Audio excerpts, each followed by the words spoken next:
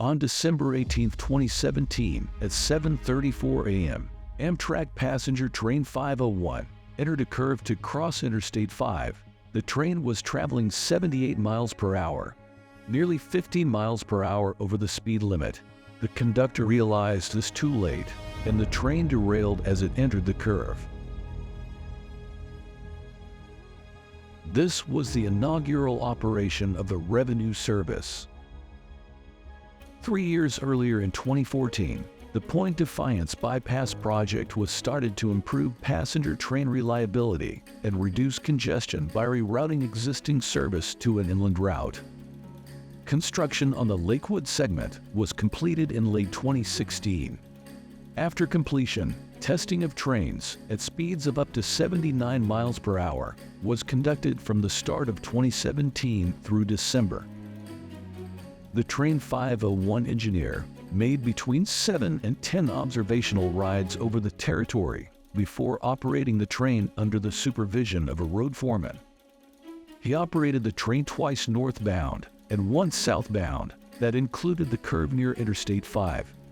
Even though all the trips were made at night, the road foreman did not believe the engineer required additional time operating the train to become qualified, and the engineer concurred.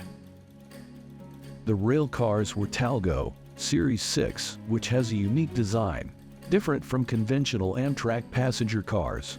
With the exception of the baggage car, the Talgo train set is designed with one rolling assembly located between each rail car. This means the wheels support 2 cars instead of 1. The rolling assembly has an air spring suspension on top of the suspension columns that allows the car to rotate naturally as the train goes around corners, creating a more comfortable ride for passengers. The suspended end of the rail car is supported by 2 weight-bearer bars, seen here. In 1999, the Federal Railroad Administration updated its safety rules, which put the Talgo Series 6 train set out of compliance. Amtrak petitioned the administration to grandfather in the train set for use in 3 Pacific Northwest corridors.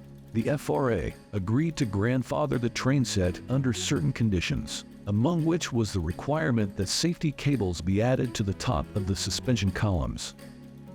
During the accident, multiple rolling assemblies broke loose and struck both other rail cars and vehicles on the highway.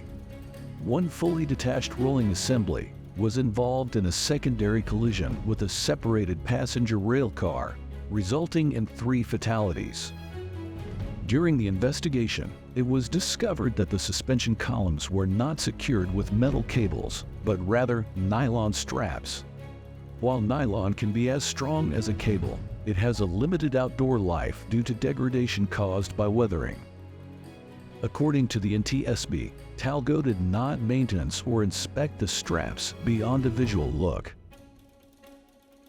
On the date that the inaugural service began, all the improvements to the Point Defiance Bypass Project were completed except for the Positive Train Control, or PTC, which was required to mitigate overspeed derailments on track curves. The Positive Train Control would have alerted the engineer to the speed reduction, and in the event he ignored the visual and audio warnings, the PTC would have applied the brakes to slow down the train to a safe speed. While approaching the curve where the derailment happened, there are 2 speed restriction signs. One was a warning sign 2 miles before the curve seen here, and the other was at the entrance to the curve. For reference, this is what the speed limit sign from the interstate looks like next to the speed restriction sign.